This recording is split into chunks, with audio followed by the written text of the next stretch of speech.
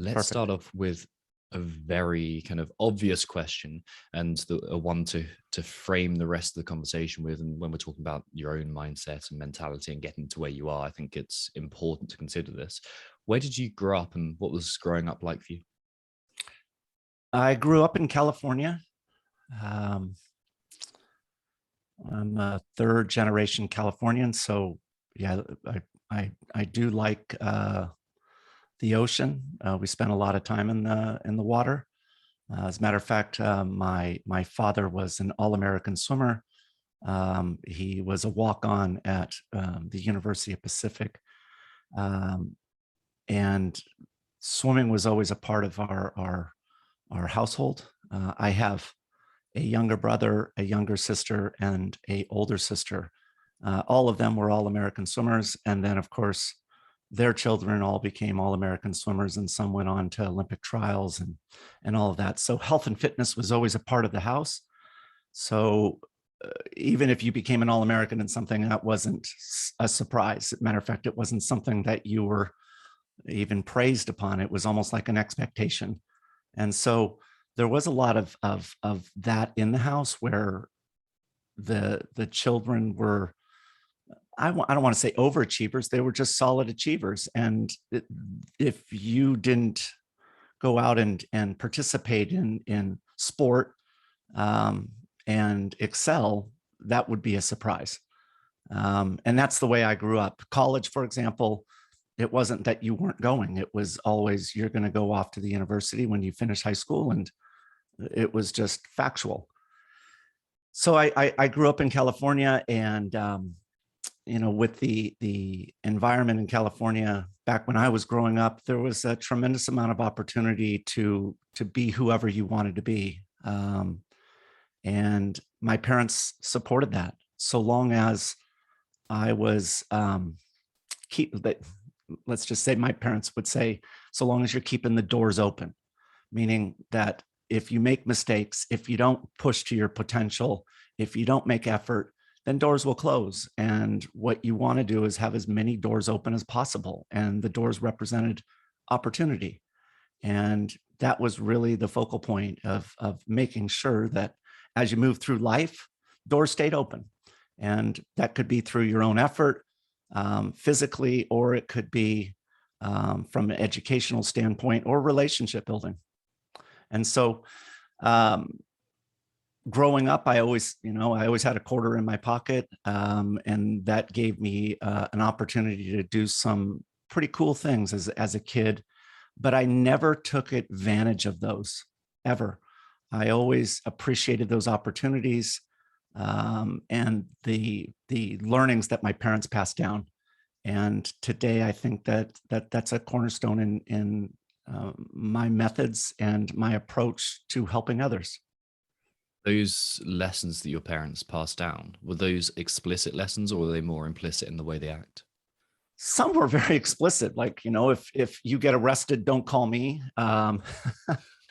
So there were things where they were crystal clear on their expectations, but others, one of the things that's very difficult about raising children, and I have three, is you have them and you're realizing that as they're moving through their teen years, all of a sudden the realization comes in. It's like, wow, they're going to be 18 soon. And they're going to have the freedom to make all their own choices. And are they ready for those choices? And a lot of parents, they all of a sudden realize that with a year to go, and they're radically making all these shifts. And my parents didn't do that. They always wanted me to try different things. For example, I hated the sport of swimming. I was a skinny little kid, and the swimming pools in California were never heated. They were, heated by the sun. And because of that, they were always under temperature. And in the wintertime, I was just freezing all the time. And I don't know how many bathroom breaks I would take during a 2-hour swim practice, but I'll bet you it was 30 minutes of bathroom breaks. And I'd just stand there in the shower trying to get warm. My parents let me quit swimming so long as I went into a different sport. I went into the sport of baseball. And if you've never played baseball as a kid and then you try and do it as a teen, you're not going to get any playing time. And there I was out in right field. And yeah, that was a disaster. But they were supportive. They still went to all of my games, even though I'd strike out every time and I'd never catch a fly ball. They'd still be there.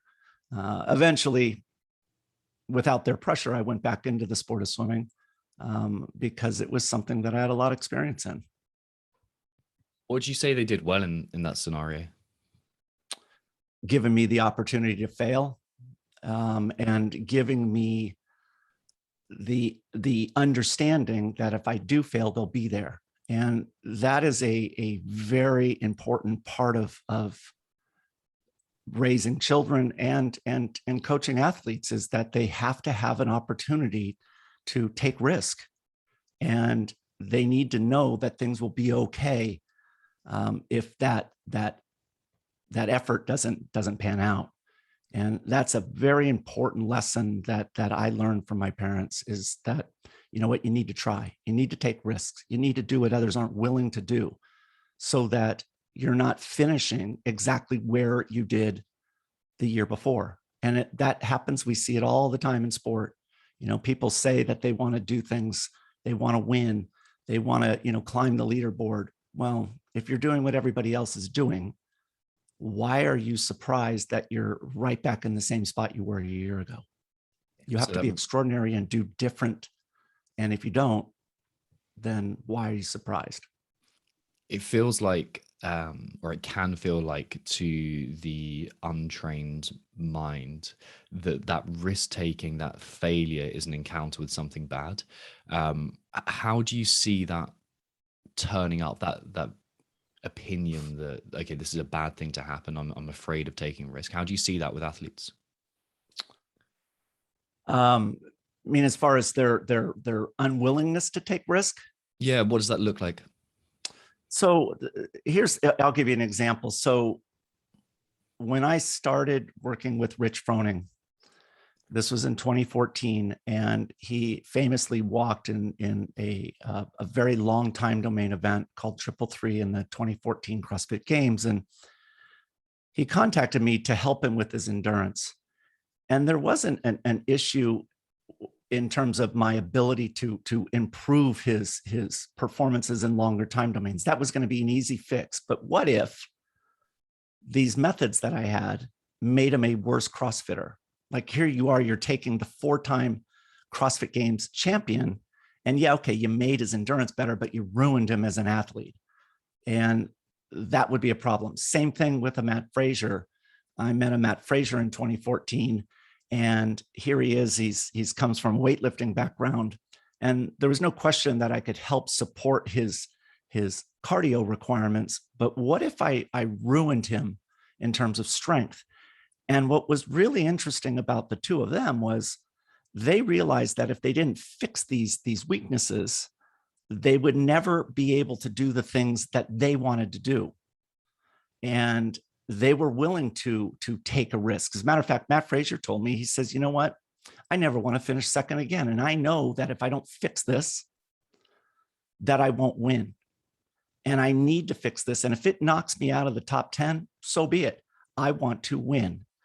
And that's the difference, is that they're willing to take a risk, an unknown, because they know if they don't fix it, they're not going to achieve what their goals are. And for me, I respect that. I respect it as much as the person that comes in and says, I just want to finish where I did last year. I just want to go. I just want to make the top 10. But don't tell me you want to win and then you don't want to take risk. So that risk is an essential part of growth, like the advance almost towards failure. It's like, I'm going to see failure as a good thing, or see failure as a step along the path.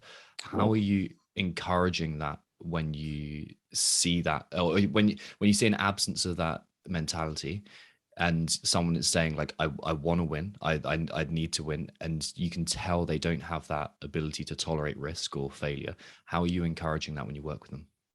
Well, so part of it is that it's about confidence. And what we see all the time is a lacking in confidence in a variety of areas. And so what we must do is not directly address these insecurities. I mean, part of it is, you know, I was a very, very small kid. It took me late to develop. I wasn't good at anything, no sports, nothing, until I reached puberty and got into my early 20s. And then things started to happen. And let's be honest, I knew that. And I lacked a tremendous amount of confidence in those spaces. I didn't understand, you know, why I wasn't good at anything. I was a kid. And because of that, it developed a huge amount of insecurities, a huge amount. Still to this day, it's like I weigh 165 pounds, 75 kilos.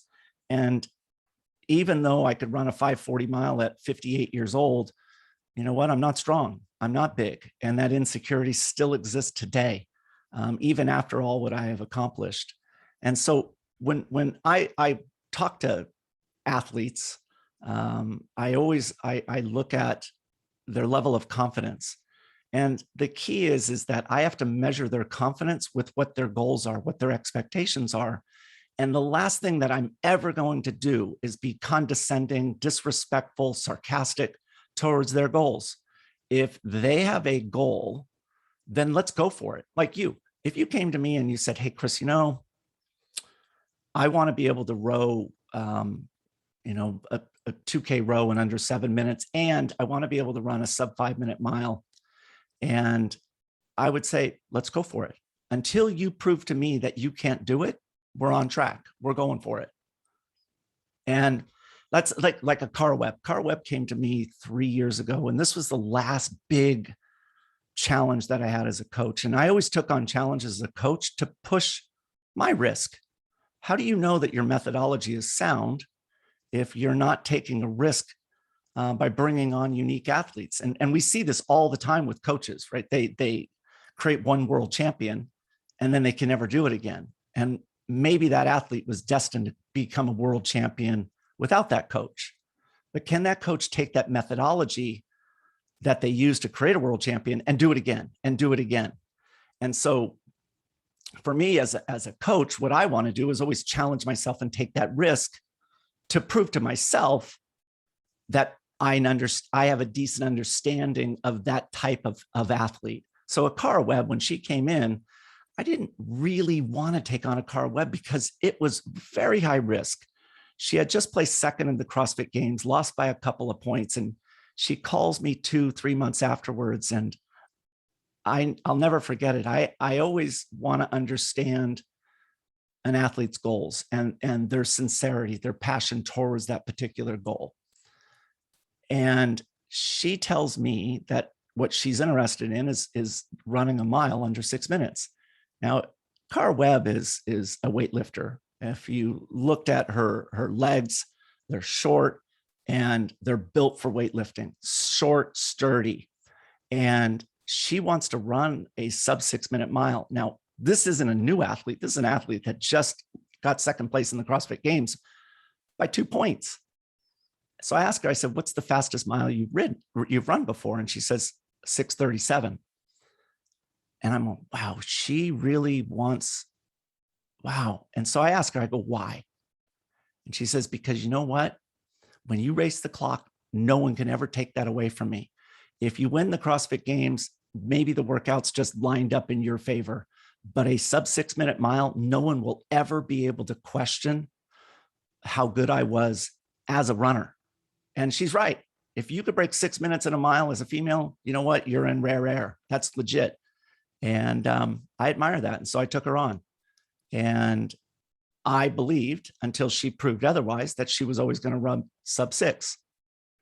And that's what we need to be doing as parents and as coaches is, you know what? If you have a dream, if you have a goal, if you're ambitious, I'm sticking by you, because it's hard enough to make a decision like that on your own. And so if you are that parent, that mentor, then you know what? Let's go for it. Let's go for it until you prove to me that we need more time focusing, right? Whether more workouts or more duration, because we ran into a hiccup. And that's what I like. That's always my approach.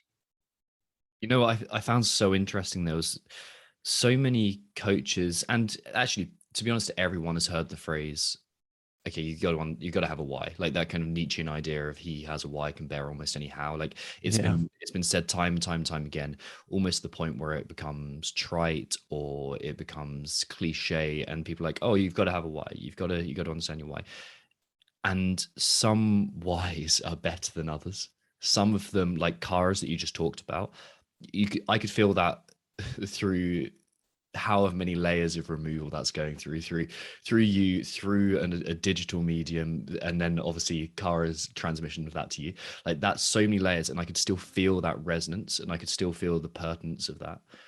But then there's some athletes who don't have that deeper why, or that kind of, okay, this is not only what I want to achieve, why I want to achieve it, but who I want to be. This is like fundamentally resonating with me. So I found it, yeah, interesting that you're able to pick that up, and you're asking why in a kind of an active way. Yep. Well, I think that part of it is the interaction with the coach and the athlete, and understanding what our roles are.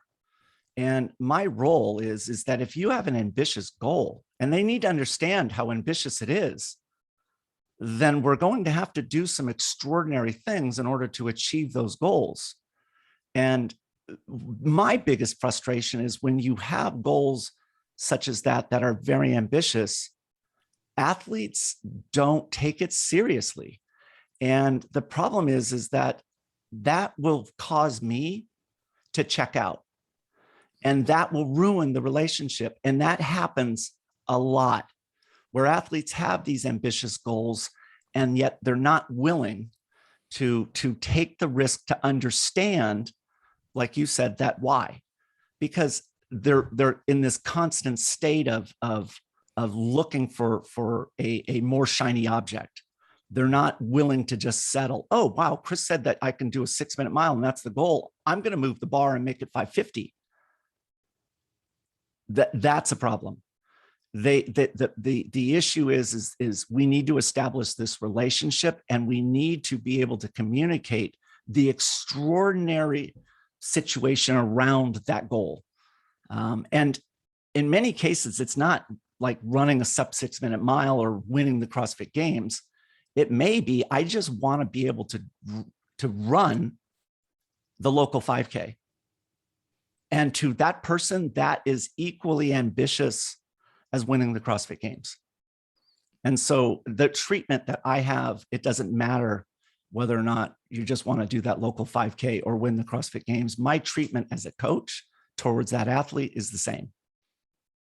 When it is a fundamental kind of resonance with the deepest part of themselves. Like I think I just wrote a kind of email blog post about this, and I think there's so many people aiming at a podium at the CrossFit Games because that's what everyone else is aiming at, and they're kind of carried along by cultural norms or something like that. It's like, okay, this is what everyone else want. I don't really want to stand out from the crowd, but it doesn't really resonate with me. And I think part of that shiny object syndrome is they're kind of they're consciously saying I want the games, and subconsciously is saying I want something more pertinent to me, something deeper, something that is kind of more attuned to my unique, probably physical capacity, but my temperament as well.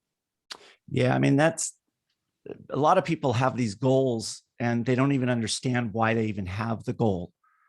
And that we do see that surface throughout the building of a relationship. I see it all the time. And one of the things that, if you don't want to ruin someone's dream because they don't understand what their dream is. They've had this dream that they wanted to become the president of the United States since they were 6 years old, and they're not asking themselves, now that they're in their mid-20s, why they want to still be the president.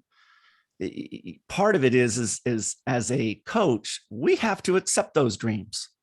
I especially with the current generation today, the current generation of youth today struggles with making choices. And if they can make a decision, how dare an adult come in and destroy that dream? Because the risk that they took of just coming up with that idea is big. It's a big deal. And so if we realize that these dreams are not achievable, part of what we should always be doing as mentors, as coaches, as parents, I believe, is to find value in this journey, to help them understand what their competencies are outside of this goal. So like a good example is working with athletes. One of the things that I told Matt Fraser, the entire relationship, you should look at writing down your workouts, record everything. Those workouts will have value long-term. Let's, Matt, create a strength endurance program where you do the accessory strength and I build out a 5K training program. And what we do is we dovetail those together and we sell that as an event-based program. And I always talk to them about it. And when he came and he talked about retirement to me, part of what he came over and wanted to talk about was next steps. And you can feel the anxiety that he has. Where does he go after his career ends? And what was nice is that we had been talking about where his career goes after he is done competing for the last 5 years. And so what we want to do is we want to prepare athletes while they're preparing for their particular goal. And that's what I do as a coach, is that, in many cases, I'm older than the athletes that I coach, and I feel that there is a almost parental responsibility to provide them guidance with value that I see outside of their competitive side. I think a huge part of that is becoming brutally honest as well. Like what you're saying there is you're not sugarcoating things. You're not saying, oh yeah, you've absolutely got this. You're saying like this is reality as I see it. And maybe because you do have a few more years on the athletes, that gives you some perspective and it gives you an idea of like, okay, this is what I've seen time and time again. It gives you a deeper sense of truth. Exactly. Yeah. I mean, that's a very difficult thing because part of it is like when I write workouts, the athletes should be able to do them.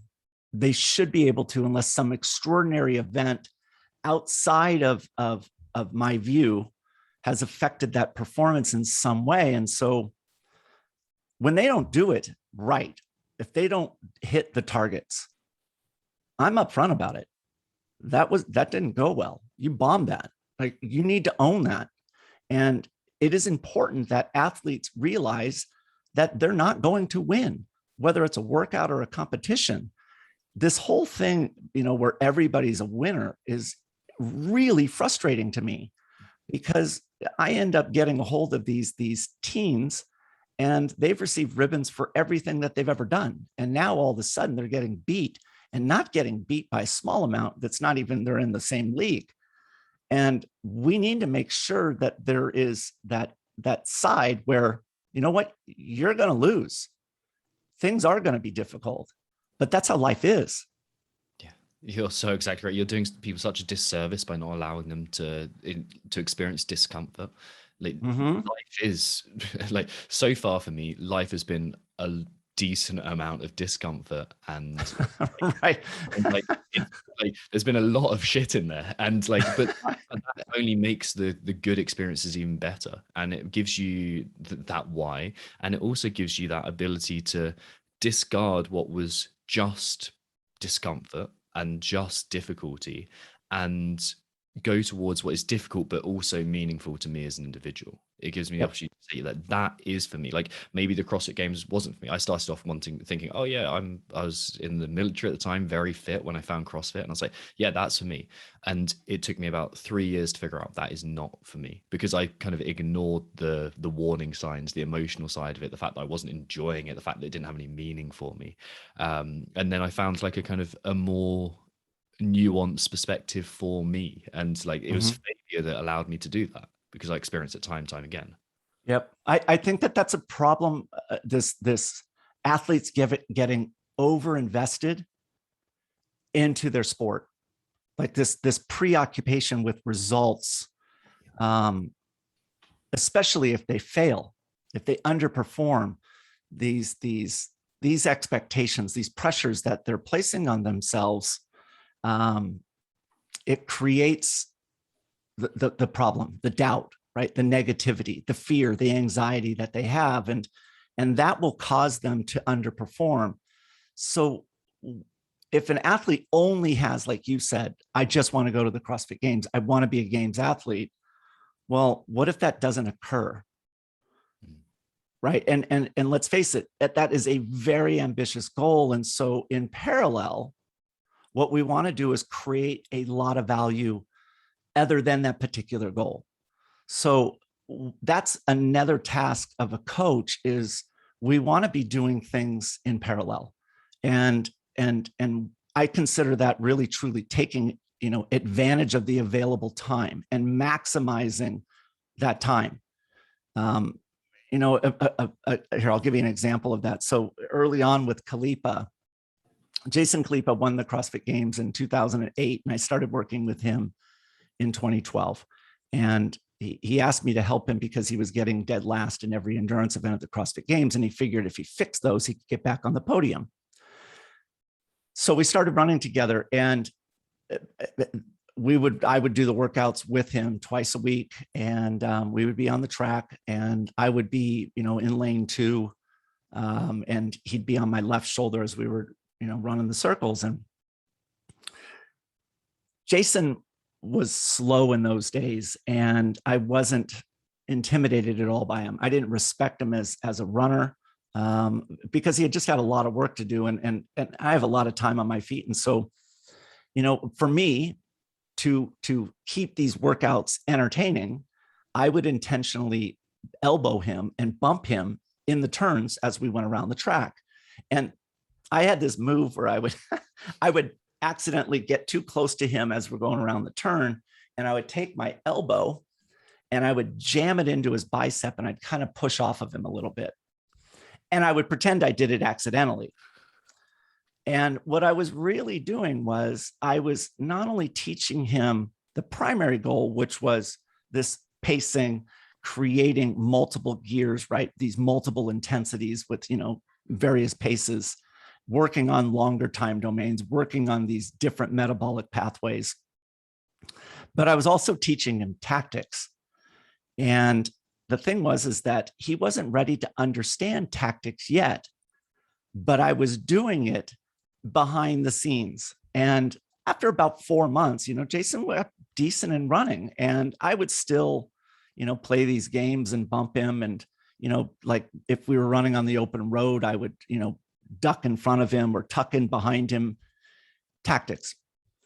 Well, after this 3-month period of time, I jam him with my elbow, and he looks over to me and he says, "You do that again, I'm going to flick you with my elbow, and you're going to shoot out to lane 9." And there was like a meter high chain link fence, and he's, "I'm going to hit hard enough that you fly over that fence." And I could do it. I look over at him, and I stopped on the track, and he stops like 10 meters further up the track, and he's all, "Did I offend you or something?" And I'm all, "No, I'm so proud of you." And he's all, "I threaten you and you're proud?" And I'm like, "I am." I go, "The fact that you realize that I'm playing a game tells me that you're no longer a recreational runner, that you're a competitive runner, that you're so in control of your pacing, your breathing, your mechanics, right? The targeted intensities, the intervals, the overall workout volume, your strategy, that you're aware that I was being tactical with you. I was playing a game." And, I never treated him the same, ever. But I taught him multiple things in parallel. And that's what we need to be doing. We need to really take advantage of that available time. And that didn't happen when I was an athlete. My coaches made mistakes and they covered it up with volume. And we can't do that anymore. The level, everybody wants personalization. Everybody wants it. Why? Because it creates more value in less time. Yeah. And it really approaches the human as a human. Like there's this, like, it's like behind every athlete, you're a human first. And it relates to that humanity, as well as the athlete side of it. Was that a conscious decision to say, okay, I'm going to play this game with Jason, and then that will see? Or was that just something that was kind of, I don't know, built into who you are, or something that you're doing with everyone? No, it's always built. So I always, being candid, I really struggle with how other coaches out there that have never been an athlete can coach. I don't understand how they're able to do it without having that athlete perspective. I know what it's like to do the Hawaiian Ironman. I know it. I know how it is to train it. I know how it is to perform in it. I know the difficulties there. I know it because I did it over and over. I trained those volumes. And so I come from a source of experience. And one of the things that I realize is that as a former athlete and now a coach, is that there are certain things that if you want to be competitive, you must learn. So Sara Sigmundsdottir is an example. Many athletes, if you show them what to do first, they'll say, I already know how to do it. I already knew that. I knew that. The arrogance, the cockiness of it, right? And at the level of like a Sara Sigmundsdottir, there needs to be a level of arrogance, this cockiness. I mean, it's important. Like some of the greatest athletes, like a Neil Maddox, like a Lindsay Valenzuela, boy, when the gun went off, they transitioned to this person that I admired and I loved, but boy, was it misunderstood. Mm. And so what I want is I want athletes to understand when they get a hold of these basic skills. So you have to teach the basic skills. Like I mentioned with Kalipa, he has to understand how to feel his speeds, his paces. He has to create 13 different gears. He has to develop the capacity of doing a 10,000 meter track workout. He has to develop these core competencies. Behind the scenes, we're developing the competitive side because ultimately those basics are going to become instinctual. They will. And I know that as an athlete. So what we want to do is prepare for the next chapter now. And so what we teach is tactics. So for example, you know what, should you lead? I mean, if I was coaching you and we were doing a particular event, and let's say part of that event involved running, should you lead the person that you're running with, or should you follow the person that you're running with? And if you're following, where should you be? Where should you sit? And what would be the advantages of being in front versus behind? And how would you manage that based upon the type of terrain that you are running on? Those things is what you want to teach. You want to teach those skills so that they become more tactical in their approach. And those things roll into their life after sports. Yeah, like what I'm finding interesting is everyone that you're saying that you've worked with and everyone that I know that you've that I'm aware of that you've worked with has this career and aim after success, and like sure, or after their competitive career, and sure, part of that is probably because they got to the top of the game and that facilitates growth afterwards. But a bigger part of that is the character they develop along the way. Like if you can help do that as a coach, then you transmit to every area of their life, and it's that character that really try and develop at the base, as well as the tactical, as well as the kind of physical adaptation too. Yep. Yeah. So on Sara, the thing is that she was always one that I already know that. And so what you want to do is you want to bring up subjects, you want to bring up these next layers and put them out there before you work on them as a skill. And one of the things that you do early on, when it's not a focal point, so that they don't auger into the earth with depression, that they don't understand what they're talking about, you want to do it far in advance where it has no big impact. You don't want to wait for critical things the day of an event.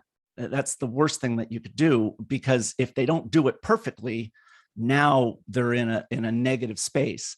And a lot of people think that games athletes, for example, are ultra confident. They're some of the most insecure people that I've ever met.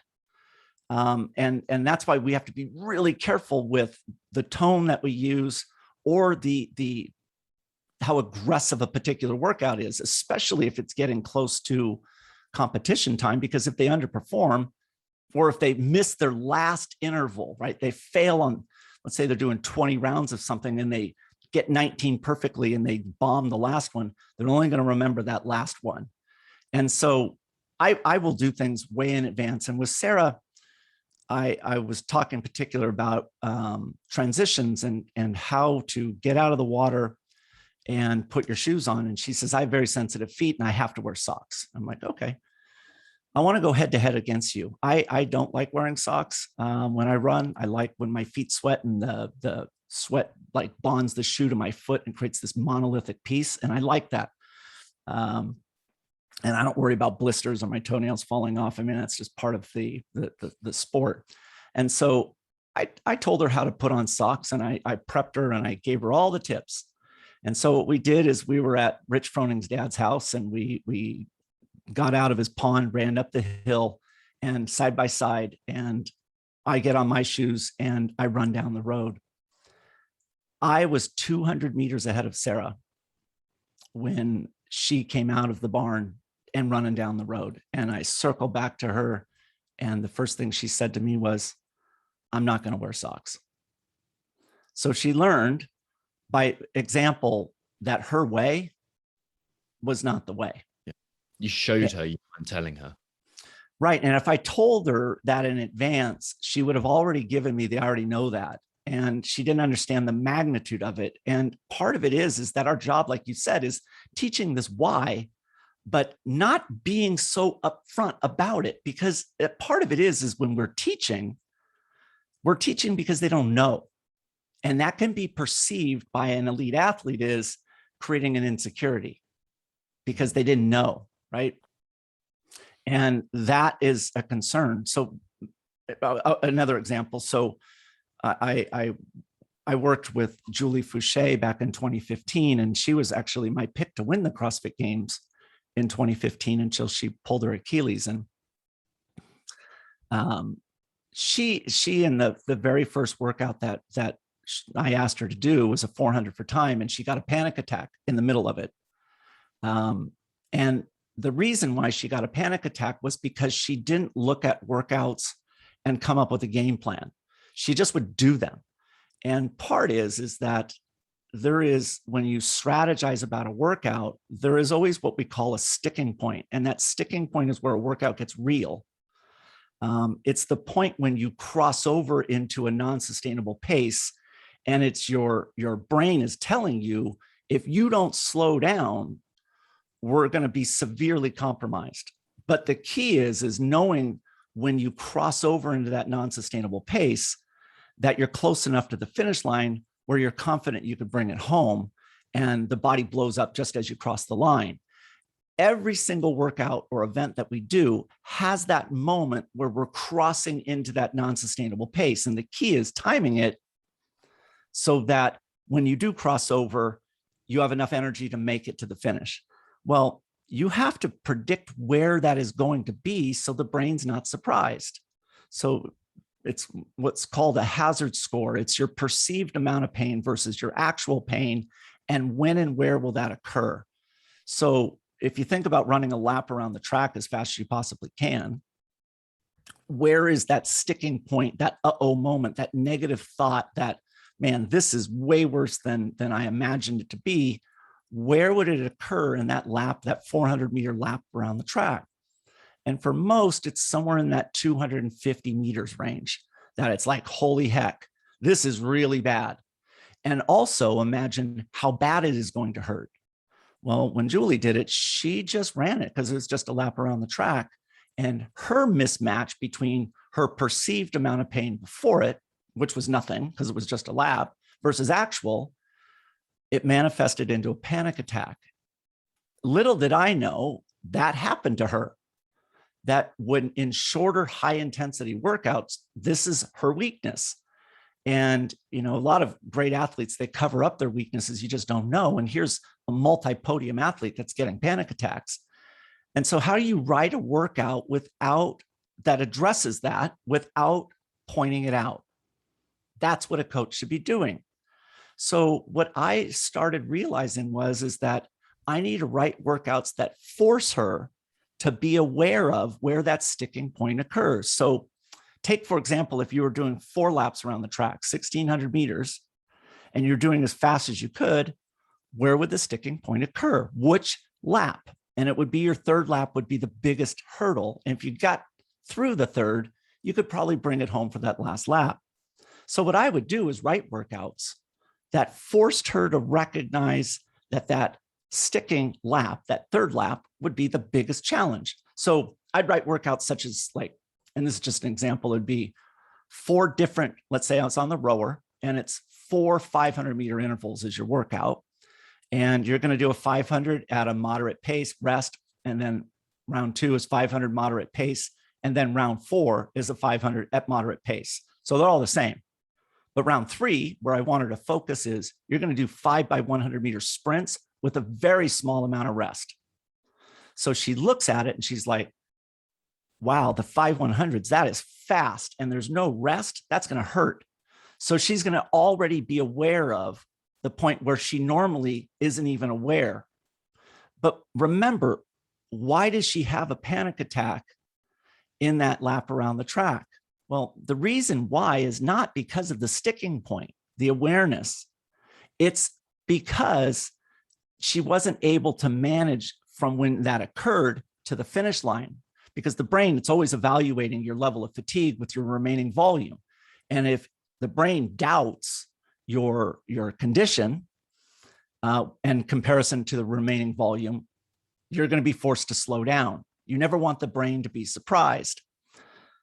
So Julie's weakness was that it was the bringing it home portion is what created the panic attack.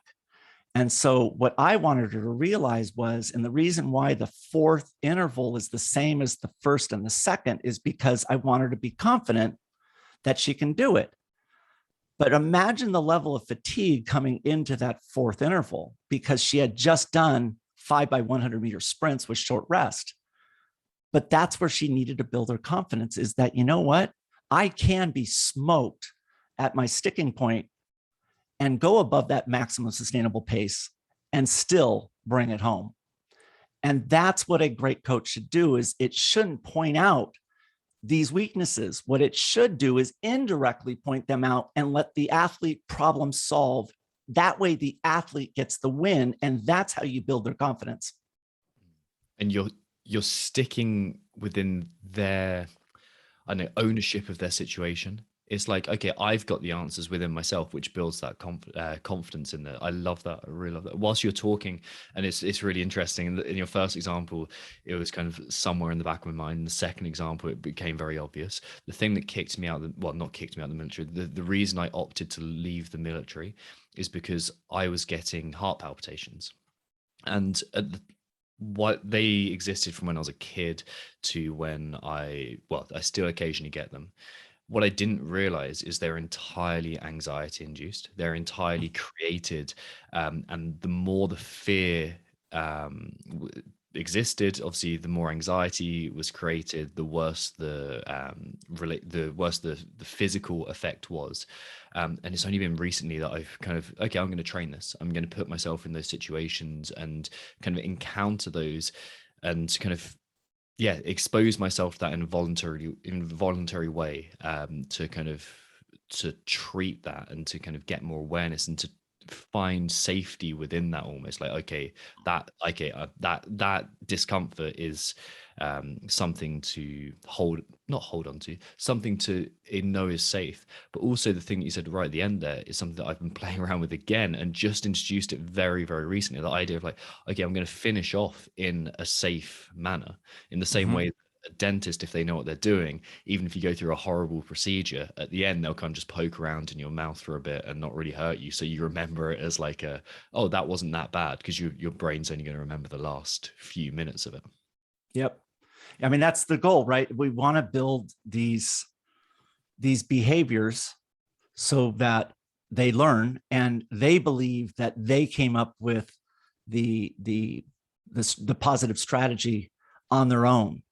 And that's the skill, is not taking credit for fixing a particular weakness.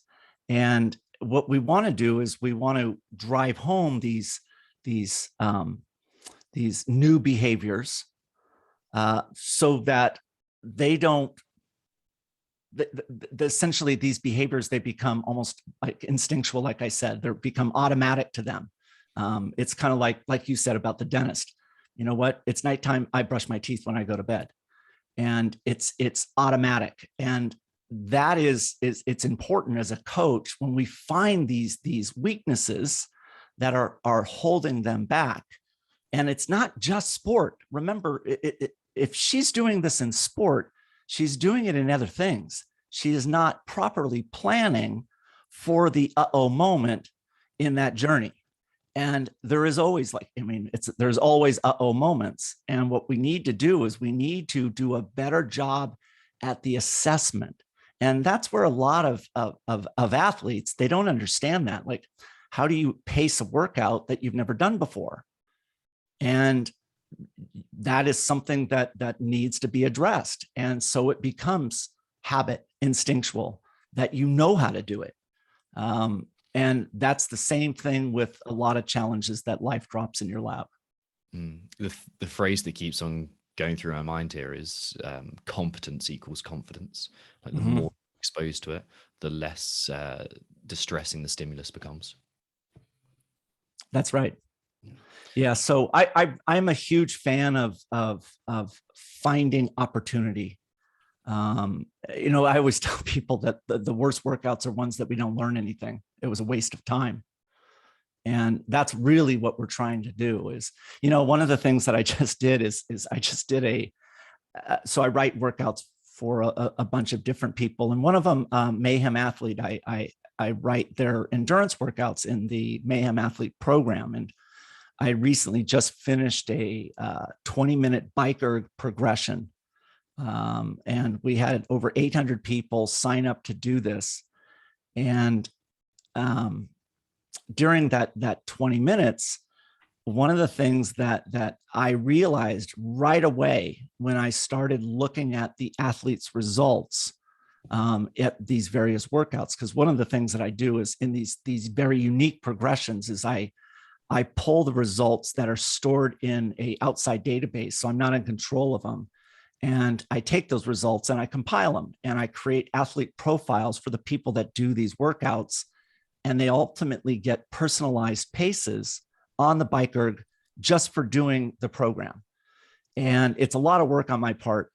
But part is that I want to make sure I best understand the typical athlete that is in this sport. So for example, like we had a mile for time program in Mayhem Athlete. It was the original 12 workouts that I did for Rich back in 2014. And to me, what was interesting, we had over 2,000 people do that program. What was interesting was, what is the average mile time in the Mayhem Athlete program? Like, what is it? How fast is average? And that to me was interesting. So it was an 8:10 mile. An 8:10 mile, and remember, about 75% of their members are men. An 8:10 mile, that shows you where a recreational CrossFitter is, right? An 8:10 mile. It's a mediocre time. That to me was very educational.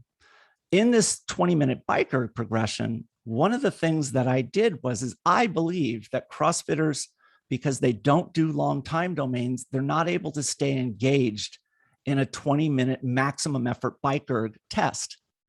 And so on week 9, I programmed in, instead of a 20-minute test, in week 8, I programmed a 8-minute maximum effort, followed up by a 10-minute maximum effort. 8-minute max effort, 10 minutes of rest, and then another 8-minute max effort. A 20-minute test and the 2 8-minute efforts are known tests in the cycling world. And I can reduce the wattage in the 2 8-minute tests by 5%, and it should equal your performance in the 20-minute test. And what I'm looking for is average wattage. So what was your average wattage over 20 minutes, and what was your average wattage between the 2 8-minute tests? Well, if I slow down your speed 5% or your wattage in the 2 8-minute tests, it should match up with the 20. What was overwhelming was the difference, the contrast between the average wattage in the 8-minute test versus the 20-minute test, dramatically, like 15%, 20% faster in the 8-minute average than the 20. Now, why? It's because the CrossFitter, 20 minutes is a monumental amount of time to keep the head in the game, because they don't do that type of training. And that was interesting to me, that they're challenged with that type of volume. And what's interesting is that if I take that same concept, 20 minutes, when I meet up with firehouses, like I work with the fire department in New York, I tell them all the time, you're not ready for intensity until you can put 20 minutes on your feet, moving. And I'm talking about a slow jog, 20 minutes. After you can do that, I'm going to start stacking intensity. I need to make sure that you can do the 20 minutes so that we have a sound structure. Your foundation can take on the pounding of the high intensity. That is a baseline for firefighters. They're not allowed to go to the next level until they can do 20 minutes. And here we have CrossFitters, and there was, 835 people with those 20-minute tests. The vast majority, 95 plus, couldn't hang on for 20 minutes. That to me was interesting. And it tells me a lot about the types of athletes in the sport and how to program for them. I think it also tells you a lot about culture now and what we train our minds to do, because it's, yes, in CrossFit, it's like that 8 to 10 minute time domain is something that we're familiar with time and time again, but also we're distracted. We very rarely sit with one thing time and time, like for an hour at a time. Like, I know, I'm talking from my own experience here. Like, it's so easy to get distracted. It's so easy to pick up your phone. It's so easy to open a new browser tab. It's so easy to stop talking to the person that you should be doing and start thinking about something else. And we train our mind to kind of flick across all these different events from time, throughout the day. So it's not exactly surprising that we get to a longer than 10-minute time domain and we're like, I'm going to check out.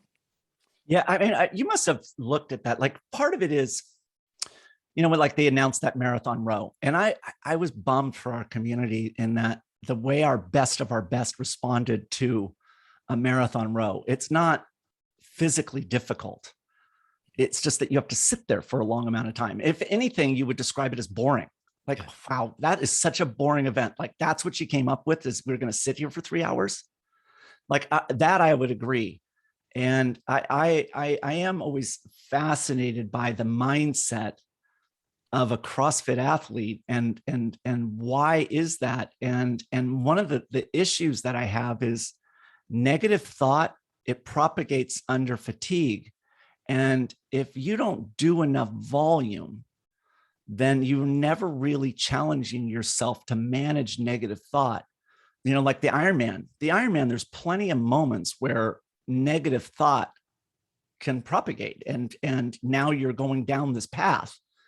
And it's very hard to pull yourself back out of negative thought. You almost accept certain negative pieces as you're progressing through an event. And that's where I saw this marathon of like, I really wish that there was athletes in there that was like, wow, this is awesome. Yeah. Right. But there weren't. Everyone was like, I'm going to get through it. I'm just going to like tick this box and move on, and it's going to suck. And like, as opposed to, this is an opportunity. This is cool. This is a good thing to happen. Like, it's another test of my mentality. Right. Yep. Yeah. And it told me something. And I've done a lot of digging on that. And I have learned that there's these two types of athletes out there. And one of the reasons why people love CrossFit, the high intensity, short time domain workouts, is because they don't have to think. Yeah. When it's so high intensity, you can't think, you can't problem solve. And there's the other side, like myself, I like doing long workouts at a lower intensity because it's very cathartic for me. Like, I could problem solve. Matter of fact, most of my ideas that I come up with, the innovative ones, occur during a long, easy run. And I'm able to problem and think. And that's why I like it. But there is a huge group of people in CrossFit that's why they don't like longer time domains, because they have to deal with their thoughts. They have to problem solve, and they're training to escape, which is fascinating to me, because that I don't understand it. I try, but I don't. No, like it's the simple thing to do, especially if you're kind of rooted down that sympathetic system kind of dominance. Like it's like, okay, that's where I naturally go, or that's where I've trained myself to go, to kind of switch off and to chase that intensity. But I'm exactly the same as you, man. Like if I want to figure something out, I get out and I rock carry, or I nasal breathe, jog, or like, or something like that, just long, slow. And it's, yeah, thinking about some of the harder physical tests I've done, like a 30-mile load carry, stuff like that. It's not physically, yes, it's difficult because you got some weight on your back and it's uncomfortable when you're walking across uneven ground, and like it's 2-week exercise, the culmination of, and like, all that kind of stuff. But it's mostly boring, and Yep. that's like the skill to tolerate that discomfort of, you know what, I'm gonna choose. I'm gonna be aware of my thoughts. I'm gonna be aware of my emotional state. Is an important skill to develop for all kinds of reasons. Exactly. That's where when I was doing the sport of triathlon, I was able to make myself do things. Like, I'm just going to make myself do it. And like you said, it's incredibly boring. It takes a tremendous amount of time. You've got to stay focused on it, but it's just a grind. If you keep moving, you will finish. Just don't stop. And that's one of the things that I learned. Like one of the times I did Ironman in Kona, I remember I was up and about the following day, and I said to myself, I'm like, wow, I'm really not sore at all, and I think I could do this 7 days in a row. Which is, I mean, clearly I'm brain damaged to think that.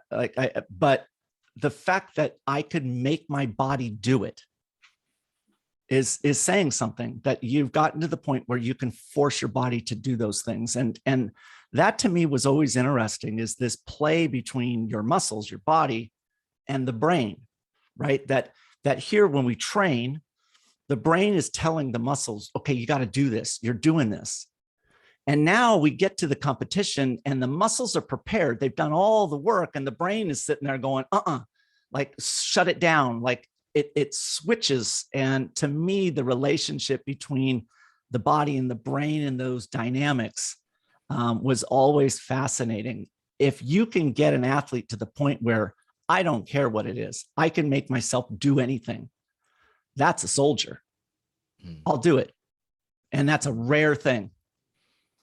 Yeah, absolutely is. And I think it comes back down to that competence thing. The more times you put yourself inside that environment and prove to yourself that, you know what, I'm safe, or I can do this, or I can come out of this on top, or like, yeah, I'm not gonna die, is Yep. I think like, yeah, the better, basically. Do you think though that like so take for example me, like doing a 9-hour event at, maximal intensity, like truly racing 9 hours.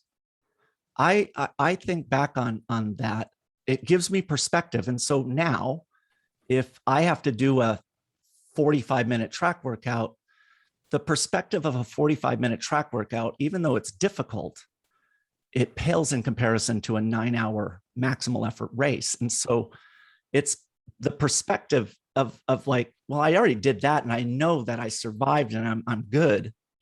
This is going to be easy. And so there's not that anxiety anymore, because my experience is way beyond that point. And that's Exactly. where I wonder about CrossFitters. Yeah, I'm curious on your thought on that. Right? It's the framing effect, right? It's like, if I have such and such experience and that fills up my boundary of like, this is where I've been before, that is all you know.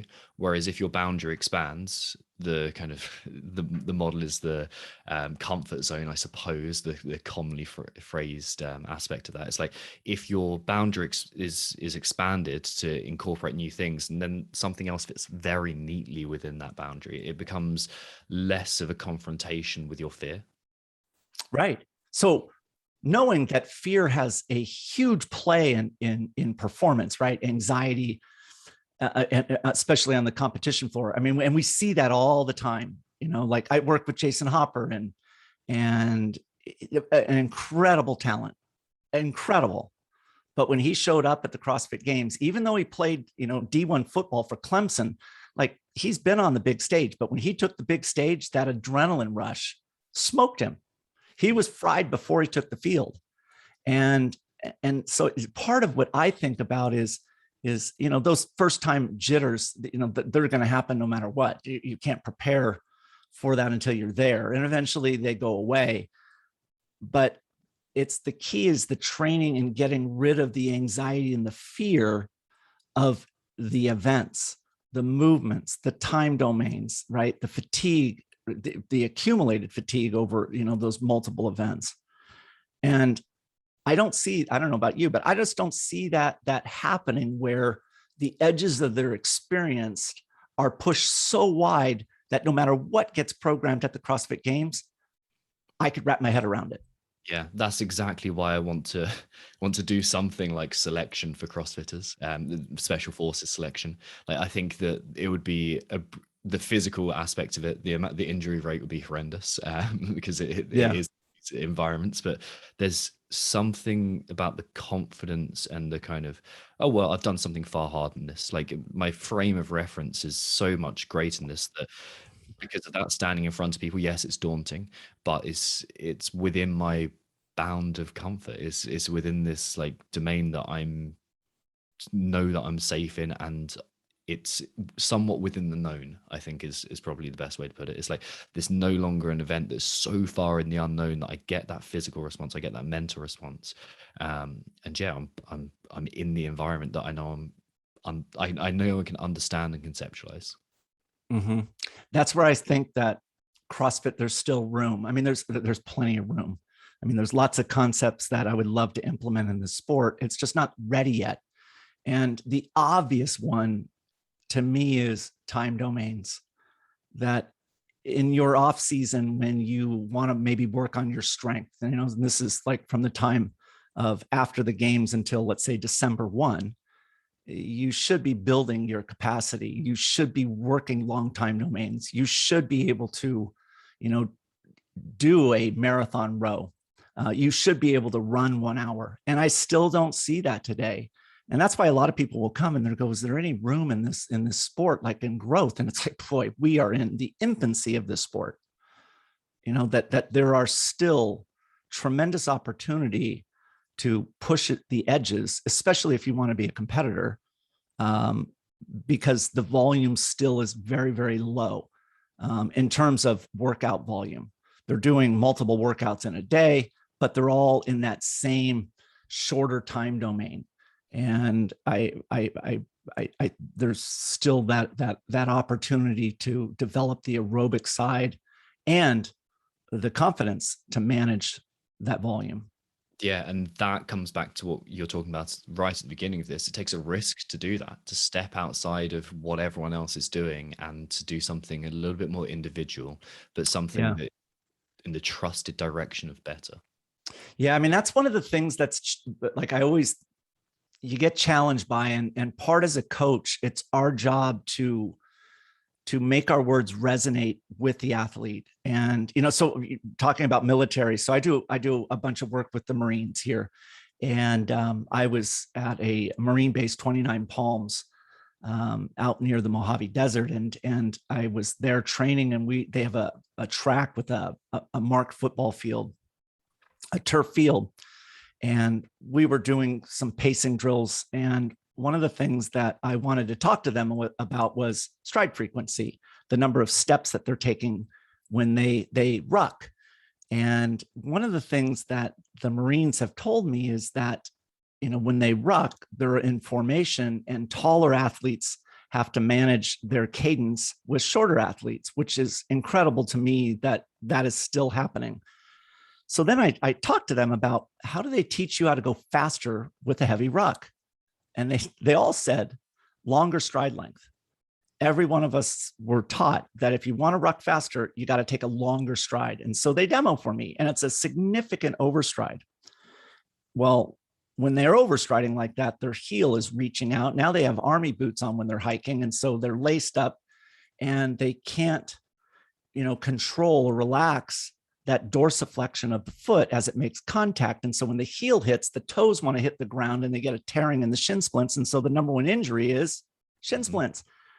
So we're sitting on the track. And one of the things that we did is that we looked at ruck weights, and they go up to, let's say 60 pounds. And I told them, I said, do you realize the fastest rucker in our sport is Tia Claire Toomey? And I'm talking about heavy loads. So when it's a lighter load, they're not changing, like 20 pounds for a CrossFitter to run. It's nothing. They don't even feel it. But you put 60 pounds on them, they cannot run. They have to shuffle. So what I'm talking about is Tia with 50 pounds on her back. And why is she that fast? Because she could take 185 steps in a minute. The average CrossFitter is taking somewhere around 170. So imagine she's taking 15 steps more every minute. She's getting her speed, not by length, but by stride frequency. And so when I'm sitting and telling them, I said, you realize that on this turf, across the length of this football field, there is 100 of these hash marks. Each hash mark is 1 yard apart. So if we go from goal line to goal line, you'll hit 100 hash marks. You realize that if you do that and you put your 60-pound ruck on and you go and you touch every hash mark and shuffle all the way down the field, if you could do that in 30 seconds, that's 200 steps in a minute. That's how fast it is. So Tia's at 185 and she's the best of the best. I go, I want you guys to all try this. And what they did is they shuffle with the ball of their foot hitting the paint. So they shuffle along and hit the paint. The average time, all of them were under 25 seconds. If they were getting to 20 seconds, and Dan Bailey did this at 18.2 seconds, that's over 300 steps a minute. Tia is at 185. That had never been taught to them before. And that was eye-opening for them. That when you give them an explanation, they're in their mind going, wow, I don't even need to try it. I don't need to know anything about physiology, but logically that makes sense to me. That's way more valuable than just do longer stride. Yeah. And that's also a very important part, is knowing right away, like, wait, longer stride, to me, that doesn't make any sense. So now you're the coach, you just bashed an idea. What's your solution? And that better make logical sense. Yeah. You, like, to use or to expand on that a little bit, there's something, I know it's used in the UK Marines, the Royal Marines, but I've never heard about it in any other element of the British forces. But there's this idea called the commando shuffle. And it's exactly what you just mentioned. And you kind of, when I was on exercises, you see people, and especially in training as well, you see people just get it. And you well, we'd call it yomping, you'd call it rocking, with like anywhere from 25 pounds to 135 pounds. And the people who did well were the people who shortened that stride length, took more of them. And it was like the kind of the wheel with many spokes. And they were the people who not only ran quicker, but didn't get shin splints. So it's really nice to like see that, logically that makes sense. And evidentially it makes sense too. Yeah. That's where it's like, you need to do some homework as a coach. You like, so I mentioned the fire department in New York. I didn't bother reaching out to them. I'd been playing in the space for 4 years, understanding the profession of firefighting and what are solutions. And you need to do some homework. You can't just jump in and call yourself an expert in an area that you believe that your expertise carries over into another field. I struggle with that. It's like, what makes you think that you're an expert in firefighting just because you're good at training functional fitness athletes? That to me, it never made any sense. And I didn't know enough.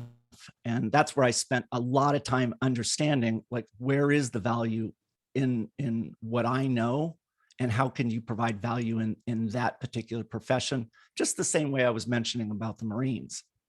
Yeah. What's interesting, that like the coaches that do make that leap from one area to another, they seem to have a very pronounced initial spike in the Dunning-Kruger curve of like, oh, my confidence is way high, but my experience is next to zero. But the coaches that I see who do well they have that humility, but it's also this like self-doubt of like, oh, like I realized the gravitas of this and the significance of this, especially applying it to first responders and the like.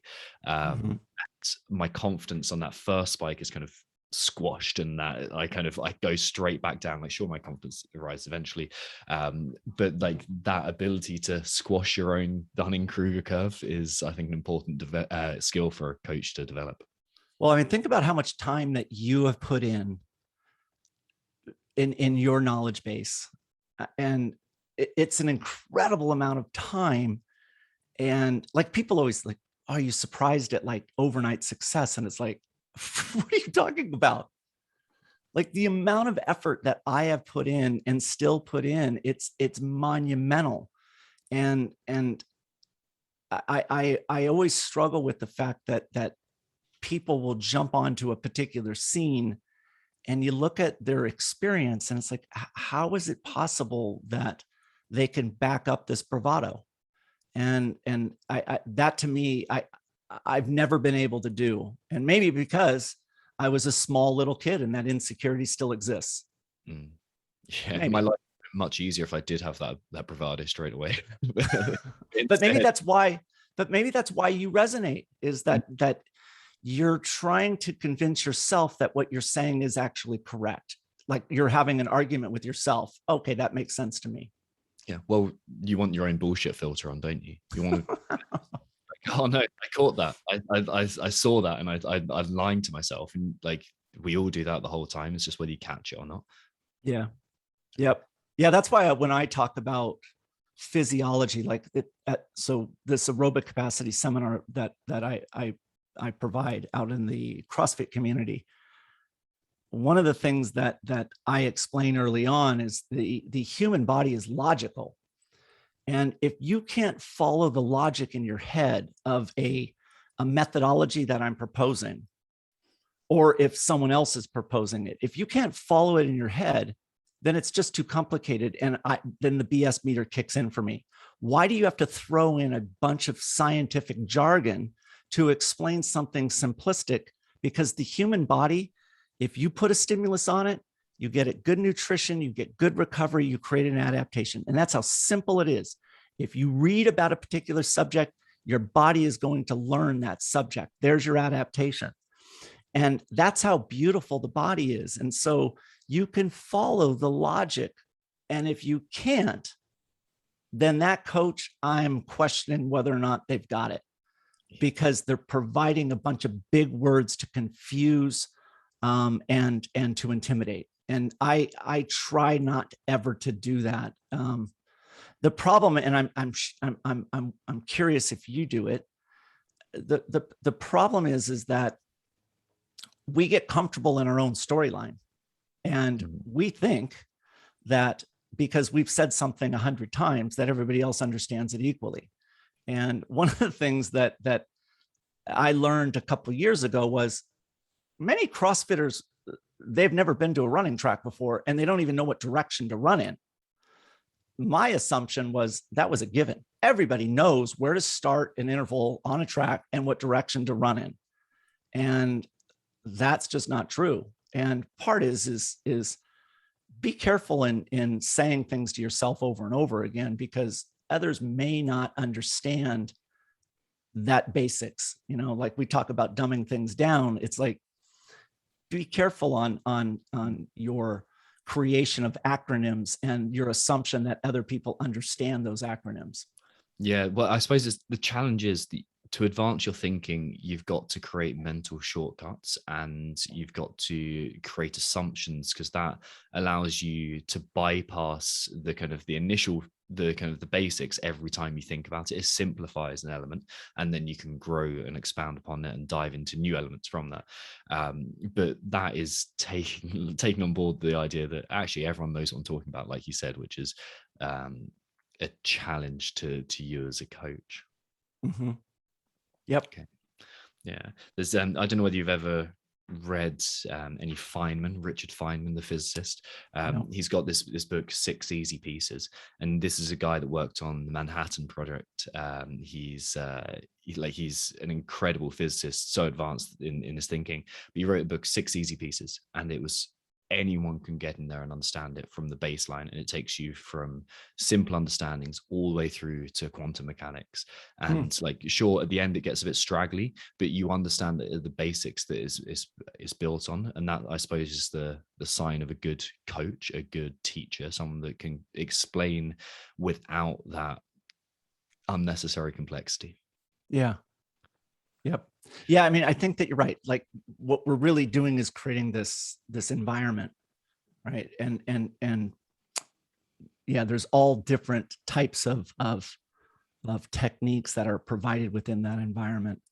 And the ability to understand is part of that. You know, one of the things that you're always doing when you meet somebody new is you're trying to calibrate their knowledge base with your knowledge base. And the coach is the one that needs to adjust, not the individual. And so I used to start way too complex. And then as I realize it's not registering, I dumb it down, and I work the other way now. What I do is I try and start at the very basics, but I do it in a unique way where it comes through as more like a story. So like we were talking about the track and where to line up.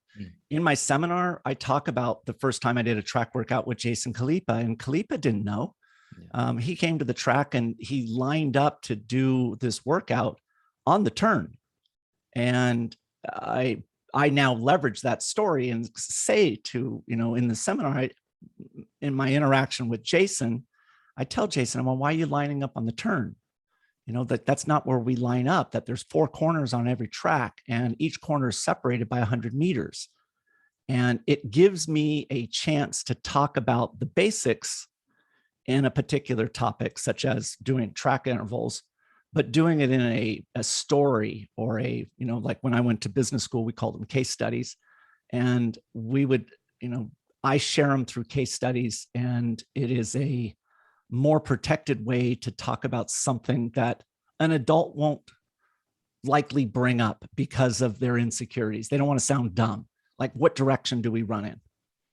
Because to them, they know, like, probably everybody in the room understands that, and they're the only ones. But what they don't realize is probably half don't understand that. And so what I do is I try and build it into these case studies, these stories that I will tell, and create that foundation of knowledge that we build from. But I start the other way and then move up, because I think that what I've learned along the way is that adults that are in their late 30s, early 40s, maybe even through their 40s, there's incredible insecurities that they have. And those insecurities are identical to when they were, 16, 17 years old.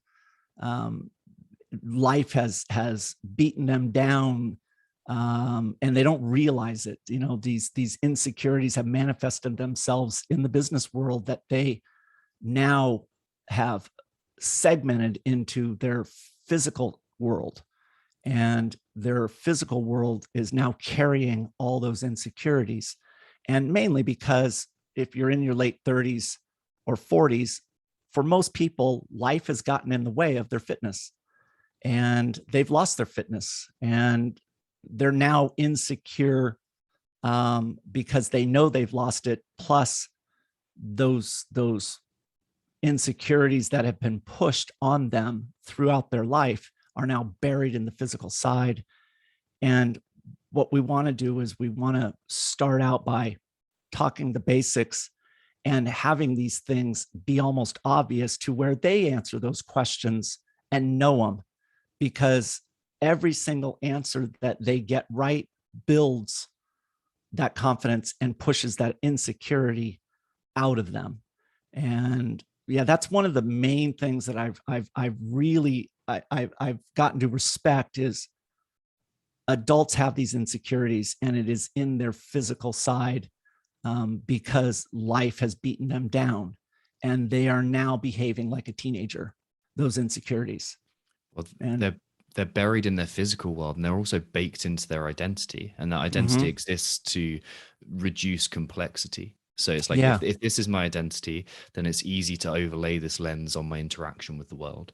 And exactly. that then becomes a simplicity creation device. And then to expose that again is very unnerving, unless they've voluntarily put themselves in the scenario to say, this is something I want to work on. I know I want to work on my mentality around this. And that takes courage, and that takes a fortunate sequence of events as well to open that up to them as a possibility. Yep. Well, and imagine you take someone that has zero confidence in their physical abilities, yet they're in their middle ages, and you fix the physical side to where now they're confident in what they're capable of doing. Imagine, like, it's one of the things that's really kind of fun for me is teaching, like doing like a running, like a class that we go out and we run twice a week, and we'll go to the track, and I'll teach middle-aged people how to do track intervals, that you can look at a track workout and show up on a track and know your paces, know your splits, know your target times, and know how to hit them. Imagine the confidence that you're a 45-year-old woman and you show up at a track, even though your speed isn't fast, you could do a full-blown workout. That is a boost. And imagine now you have that and it carries over into your business world. Now you're ready to dominate. The insecurity that people have on their physical side, it carries over into the workplace. That insecurity they carry. They may not think that they do, but it's there. And so I always think about that when I'm sitting down with somebody, and it's like, wow, these people don't even know their journey. And if I could keep them involved without getting distracted by that other shiny object, they're going to be someone in the business world to really contend with. Yeah.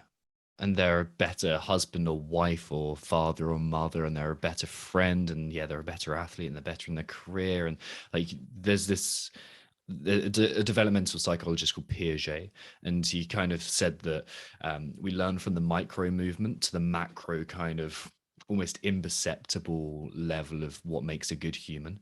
And we're all aiming at this ultimate thing of like, does this kind of move up? Okay, so like a snatch, if my ability to develop a snatch improves my self-reputation with my ability as a CrossFitter, which improves my self-reputation and my self-image as an athlete, which again in turn like improves my self-image as a person.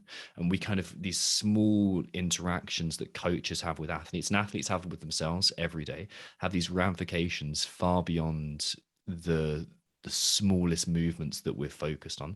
And I think once we realize that, especially as coaches, like you realize that the privilege that is to talk to someone and to guide them in this process, and realize the effect that can have on their life and everyone they interact with, it becomes this far bigger responsibility, and it becomes a new level of awareness for you. That's interesting. Well, so I'll confide in you. So for me, I'm a slow twitch dominant athlete, and I've had biopsies in my arm, my legs, and you know what? I'm never going to be strong because of that genetically. But I've been in the sport since 2008. And, that's when I first picked up a barbell. I don't understand how I couldn't teach a snatch. I couldn't teach a clean. I couldn't teach an overhead squat. I mean, I could, I'm a level 2 trainer, but I wouldn't jump into that sandbox because my level of confidence isn't there. My level of confidence is so weak is that when I now show up at a gym somewhere else in the world, I don't want to work on a snatch in front of others because I lack the confidence of doing it how other people perceive that I should do it. And so much so that I don't even do many lifts ever. Anything complicated like a snatch or an overhead squat, I'm not going to do it because I got shoulder and impingement issues and I don't want to hear all the stuff. That is incredible that I've been doing it for this long. And now, because of the way the social side has been through traveling, I'm now so insecure, I'm not going to ever do it, which is incredible that even knowing that I'm aware of what happens and I see it in others, I'm doing the same thing myself. Well, we have a reputation to protect, an image that we've created that we think that we have to keep consistent amongst ourselves and amongst other people.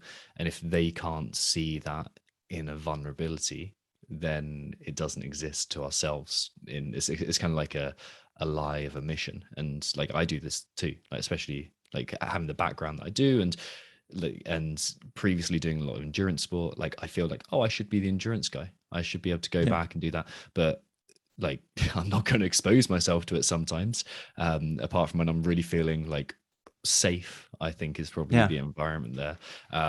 It's a challenge, right? We've got to pick away at our identity and think, is that really true? Is that true, or is that just a story I've told myself to believe through repetition?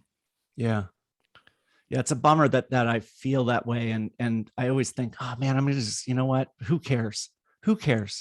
Well, as soon as you start putting weight on that bar, it's like, yeah, I do care. I do care. And then the self-talk becomes something like, I completely resonate with this as well, because I've been in situations where like, oh, I'm a coach, I should be able to do this, or like people have listened to my podcast and now I'm training with them, and that's like things like, and then I hold this image in my mind of what people think I should be able to do, and then the self-talk becomes like, oh, they're judging me, or like I should stop this, or like I now have this this drop in confidence, this like, oh, I'm going to get out there and avoid the problem, when in fact what another part of me wants to do is overcome that weakness and that challenge. And it's a fight between those two parts of me. It was nice, you know, in the beginning where I could be in a gym and do whatever and blend in, and you know, it was a nice time, and it made me a better athlete and more well-rounded. I don't know, someday maybe I'll overcome it, but maybe I'll just do it at my house instead. That's, you know, like, it's all about safety. Athletes and humans require an element of safety initially to like, oh, okay, like socially, and that's the big one, isn't it? It's social. Yeah, right. It's do I fit in with the tribe? Like, am I going to be an outcast? And that's a huge one. Yeah, that's why, like, when I was doing, so I just did 6 seminars for North Metro Fire in Denver, Colorado with Matt Chan, and I did 2 weeks ago. And one of the things that I walked away from was, wow, there are areas that, even though I've spent all of this time, there are areas that I don't have an expertise in that they're in desperate need of. And, you know, we have the cardio side, we have the strength side, you know, those functional movements of their job, but we also have the nutrition requirement. And then the fourth area that I realized that is way outside of my knowledge scope. So I'm shifting from, you know, lifting a snatch to knowledge in a particular field. And that is the mindset piece. And you, I'm sure, know that coming from military, but police and fire, I completely underestimated the value of mindset within them, and that requirement. And it's on equal level of nutrition, that they need to have that understanding, as well as their cardio and strength and conditioning work. And yeah, that to me was fascinating, is that it caught me off guard that I'm not prepared for that side. And the thing is like, I'm never going to be prepared. That, like, for example, the work that you have put in, I'm never going to be at your level. One, because I got too much on my plate in my level and where I'm focusing on, but it just goes to show that you shouldn't be an expert in everything. You shouldn't. It's like, my expertise is in this certain space. And you know what? I'm still decent in cardio because of my genetics. That does not mean that I'm going to be an expert in weightlifting or in mindset for firefighters. Yeah, I can't remember who said that quote, but a lot of people are more sure of everything than I am of anything.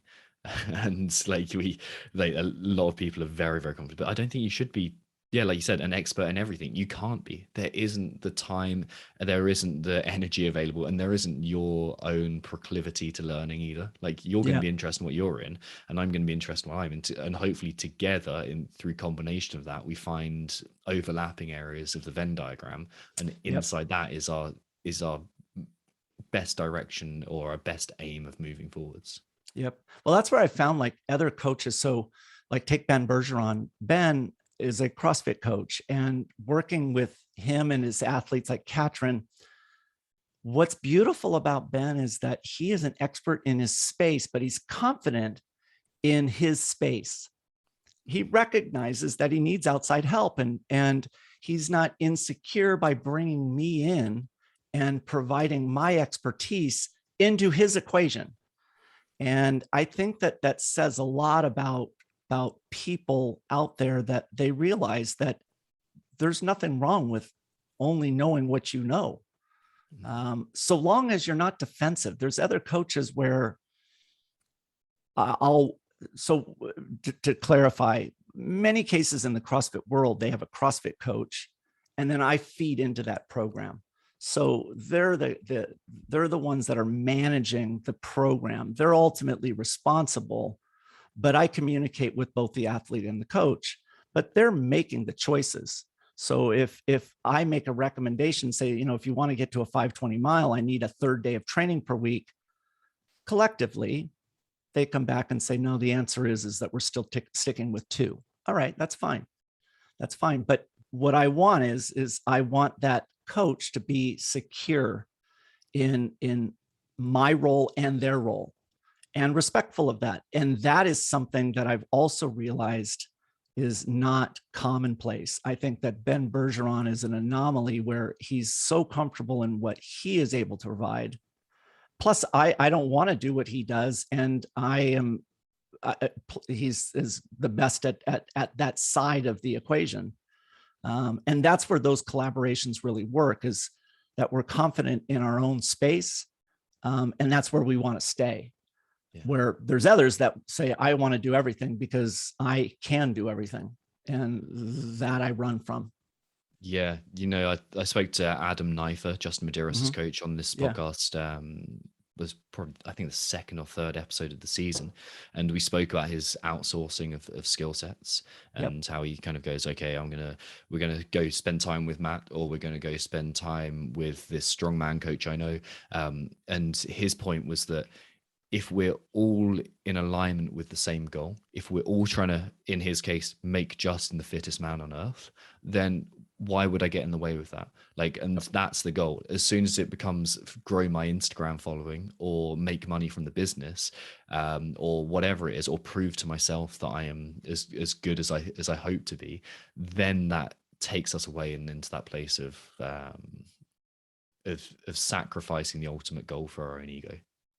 Yeah, that's one of the things I look at a lot is I look at what are coaches really doing out there? I mean, are they committed to the athletes, or do they have all these side gigs that they're leveraging their athletes in order to promote their side gigs? And that's you got to be careful with coaches out there, as they do have some success. I mean, obviously, there's not one games athlete that's ever paid me a penny, and I've never asked any games athlete to do anything for me. But at some point in time, you have to make some money. At some point in time. And that's where it's a challenge, is that, you're doing all of this work. But if you're distracted by what your purpose is, there's a conflict of interest. And we see that too. One of the things that's so amazing about this time that we're in is that every coach is accessible, every one of them. And athletes out there can do their homework to find out whether or not those coaches are distracted, they've got too many side gigs going on, or what type of programming. Like, I have people hit me up all the time. Can you just get me a better understanding of how you would program a 50 cal assault bike program? How would you focus on, working on RPMs for biker? How would you focus on, improving VO2 max and running? If a coach can't just quickly provide you a PDF with those examples, there's a problem. They should be readily accessible. And so that's the beauty of today, is that we are all, anybody could reach out to me and I will see their message, whatever platform it comes on, in a day. And if I have it and it's easy to send, I'm going to do it. Yeah. That's what's nice about today.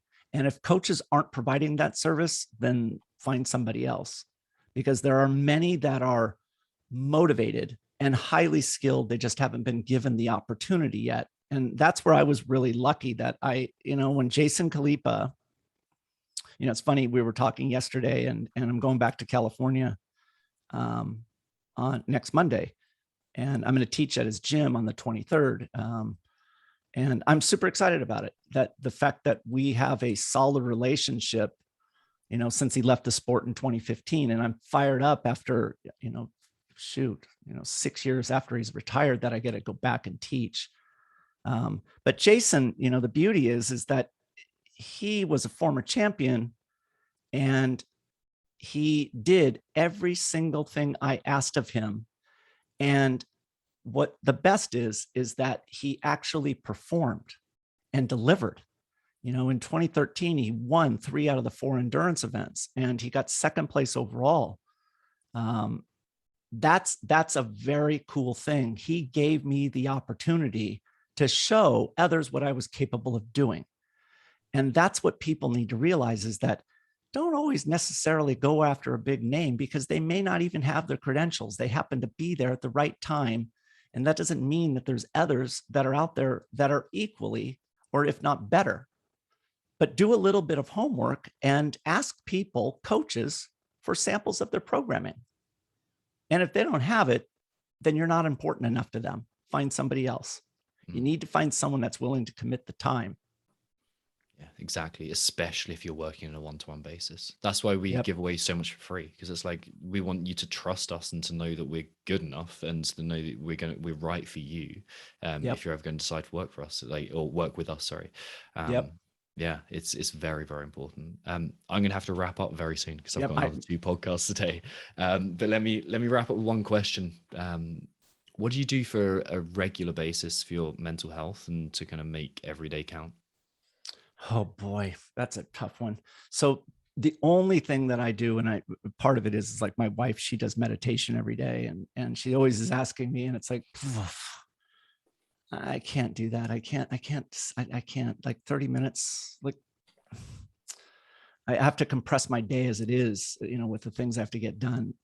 What I find very cathartic is when I go out for long endurance efforts, whether I'm on my bike, and it doesn't matter what I'm doing, but the most cathartic is going out for a nice, easy run. And let me define what easy is. I stop and walk whenever I want. I am out there to spend time. So I take the pressure off of myself, and I find those moments very peaceful. And it doesn't matter if it's, morning or evening, winter or summer, it doesn't matter. I find it, and I mentioned this at the onset, I create most of my ideas in those runs. My most prolific time is the 30 minutes after I finish a run. So I'm sitting here on my keyboard, dripping in sweat, and I'm trying to document as much as I can, remember that I sorted on that run. And it's problem solving. It's not creation. It's like, how can I personalize workouts for 2,000 people when they all have different results, and do it 2 times per week and make it easy on myself? How can I write a formula that can populate all the paces for all these individuals by just pushing a button? And I find those solutions there.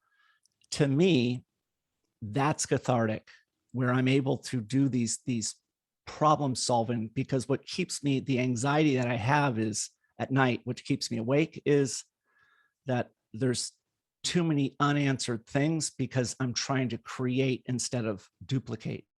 I'm trying to invent and progress forward than doing the same thing that I did yesterday. And that's what it motivates me, but it also challenges me. What I like there is you've got a very specific problem, but you give your, and I'm sure there's intensity of over in terms like, okay, this is, I'm here, I'm sitting down, I'm trying to solve the problem now. But you're giving yourself the space. It's the like dualistic approach of like of intensity and recovery, or work and recovery. It's like you have those spaces, and giving yourself that space allows your subconscious to kind of mesh ideas together when your mind's half on it, half on something else. And those times are definitely the creative times. Yeah. Well, I used to, and when my times were not always as good as they are now. And, in my rough moments, I would intentionally starve myself for, 2 days. And then I would go out and eat at a place that would provide me incredible gratification.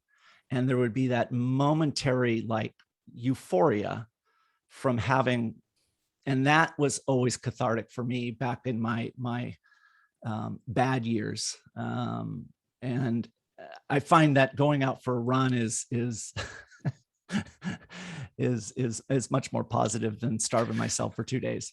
It can be, yeah. It's I'm guessing that wasn't done with autophagy in mind and fasting. I've done the same. Well, it's funny what food and the satisfaction and what it provides, but it's interesting the parallels. If you have decent fitness and you can go out and do an hour-long effort, and the euphoria feels the same.